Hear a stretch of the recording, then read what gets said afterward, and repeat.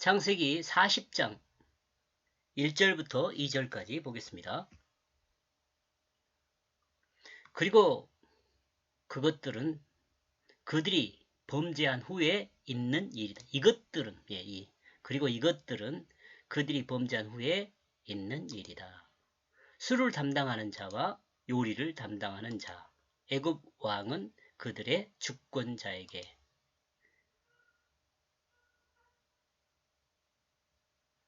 애굽 왕인 해야겠네. 애굽 왕인 그들의 주권자에게 요리 담당하는 자와 술 담당하는 자가 그들이 범죄한 후에 있는 일이다. 이렇게 이해하면 될 것 같습니다. 여기서 그들은 술과 요리를 담당하는 자죠.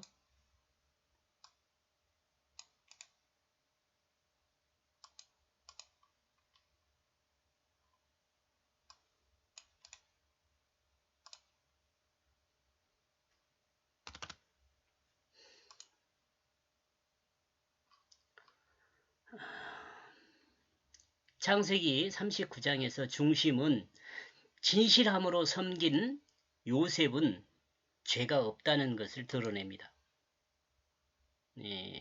그 성경 속 안에서 그 사람들은 모르지만 성경을 읽고 있는 우리는 요셉이 죄가 없다는 것을 알죠. 그렇지만 요셉은 감옥에 들어갔습니다. 요셉이 죄가 없음에도 불구하고 감옥에 들어갔습니다. 그리고 그 감옥은 왕 앞에 죄를 지은 사람들을 가두는 장소입니다. 요셉이 들어간 감옥은 왕 앞에 죄를 지은 사람만 구별해서 옥에 가두는 감옥이죠. 그러니까 좀 높은 사람만 있었겠죠. 아무래도 왕 주변에 있는 사람이니까. 그러나 요셉은 죄가 없을 뿐 아니라 왕 앞에 죄를 지은 사람이 아니죠. 왕 앞에 죄를 지은 사람이 아닐 뿐만 아니라 요셉은 죄가 없는 사람이에요. 요셉이 그 감옥에 들어가자 그 감옥은 형통하게 되었습니다. 원인은 하나님이 요셉과 함께하기 때문입니다. 하나님이 요셉과 함께함으로 요셉은 진실하고 친절한 사람으로 그 감옥 안에 드러납니다. 하나님이 우리들과 함께 하잖아요. 그러면 뭐 조금 물론 특별하죠. 대단히 특별합니다. 사람들 사는 사회에서 사람들이 함께 사는 사회에서 자신이 진실함을 드러내고 산다는 건 아주 특별한 겁니다. 요셉은 이 특별한 일을 해내고 사는 사람이죠. 나와 여러분도 이렇게 살아야 돼요. 진실하게요. 제가 앞번에 그런 이야기를 한 적이 있는데요. 앞으로 시대는 진실한 사람이 대우받는 시대가 돌아오지 않을까 이렇게 생각을 합니다. 여러분은 어때요? 그런 시대가 돌아올 것 같아요? 제가 미래학자는 아니지만 성경을 두고 생각하면서 앞으로는 정말 진실한 사람이 대우받는 시대가 곧 올 거다 이렇게 생각을 합니다. 진실하지 않는 사람들이 지금 현재 사회에서 일으키는 여러 가지 문제점들이 많거든요. 그런 사람들은 그걸 인식할 거예요, 아니에요? 아, 역시 진실한 사람이 최고구나. 그런 때가 오지 않을까. 거짓한 사람은 결코 설 수 있는 자리가 없는 사회가 되지 않을까 이런 생각을 합니다. 그런데 이 지하 감옥에 왕 앞에 죄 지은 사람들 중 두 사람이 등장을 합니다. 두 사람. 한 사람은 술을 담당하는 사람이고 한 사람은 요리를 담당하는 사람입니다.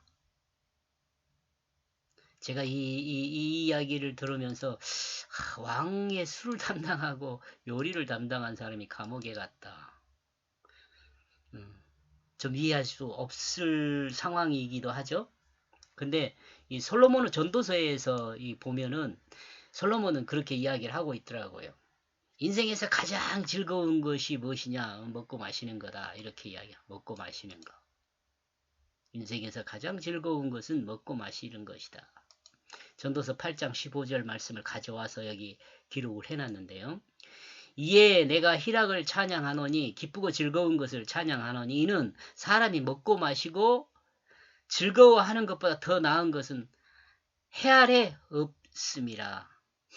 이 땅에요. 그 어떤 것도 먹고 마시는 즐거움을 넘어설 것이 없다고 이렇게 해요. 이 솔로몬이라는 사람은 대단히 지혜로운 사람일 뿐만 아니라 세상의 모든 희락을 느낀 사람 아닙니까? 희락을 주로 많이 느꼈죠.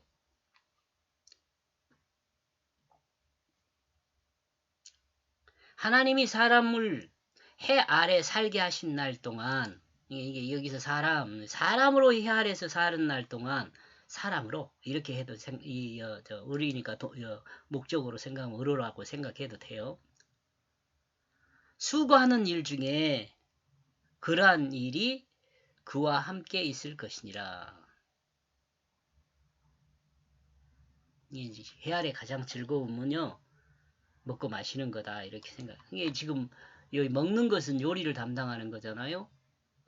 술은 마시는 거잖아요. 그러니까 먹고 마시는 것을 담당하는 사람이 왕이 이 가장 좋은 것을 느끼지 못하게 만들었으니까 벌을 받는 거죠. 이것은 사실의 역사예요. 지금 여기 전도서는 솔로몬이 자신의 고백이고요.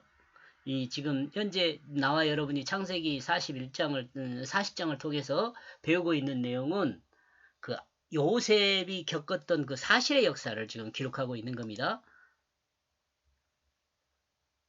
왕의 감옥에 있는 술 담당하던 자와 요리를 담당하던 자는 왕이 해 아래 가장 큰 즐거움을 느낄 수 있도록 돕는 자들이죠.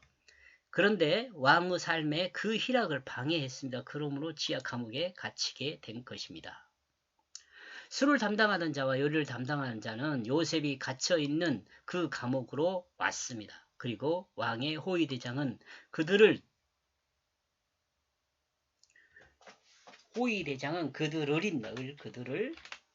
요셉에게 맡겼죠. 그러므로 감옥에 요셉이 먼저 있었고 다음에 술 담당하는 자와 요리를 담당하는 자가 들어왔다고 봐야 할 것입니다.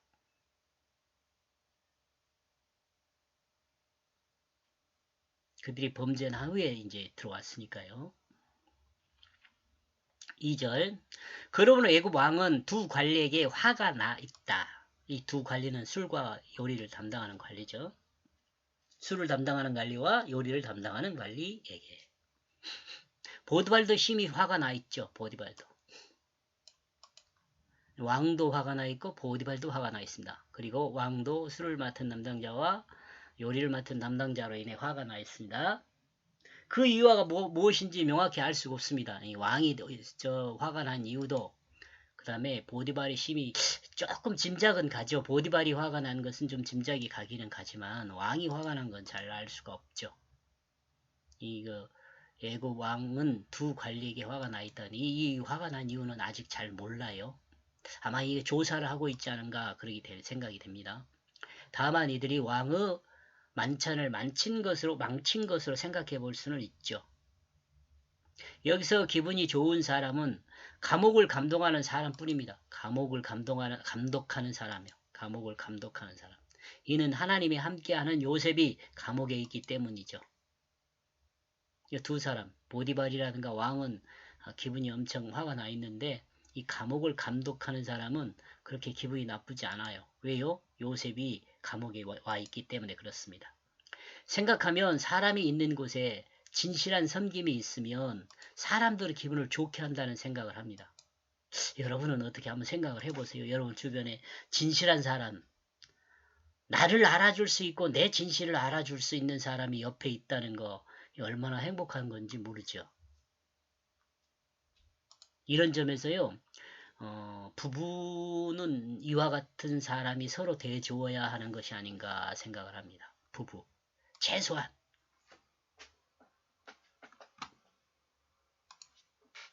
이런 점에서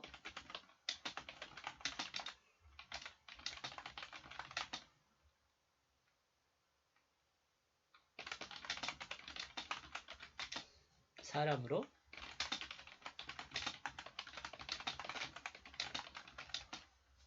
이런 점에서 최소한 부부는 이러야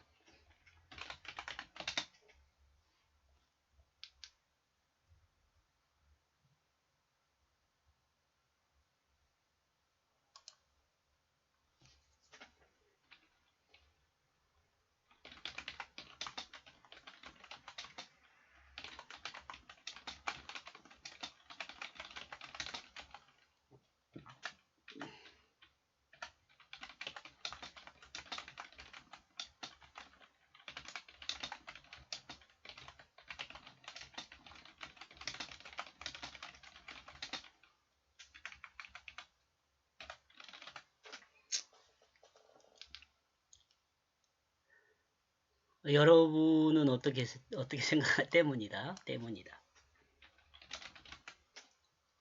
왜냐하면 왜냐하면을 별로 요즘은 안 쓰는가 봐요. 그래서 자꾸 밑줄에 빨간 줄이 들어오네요. 이런 점에서 최소한 부부는 서로에게 이와 같은 사람으로 있어야 한다는 생각을 합니다. 이와 같은 사람 어때요? 진실한 섬김으로 서로를 섬겨주는 거죠. 이렇게 된다면 여기 적은 것이 나니까 이해할 수 있겠지. 최소한 부부는 서로에게 진실한 섬김의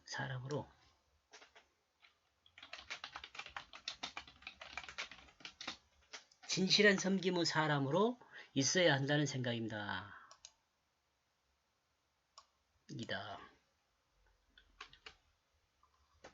이렇게 된다면 최소한 사람이 절망하지 않게 될 것이라는 생각을 합니다. 왜냐하면 희망이 있기 때문이죠. 그리스도인이 있는 곳에 진실한 섬김이 있어 사람들의 기분을 좋게 하는 하나님의 역사가 있었으면 좋겠습니다.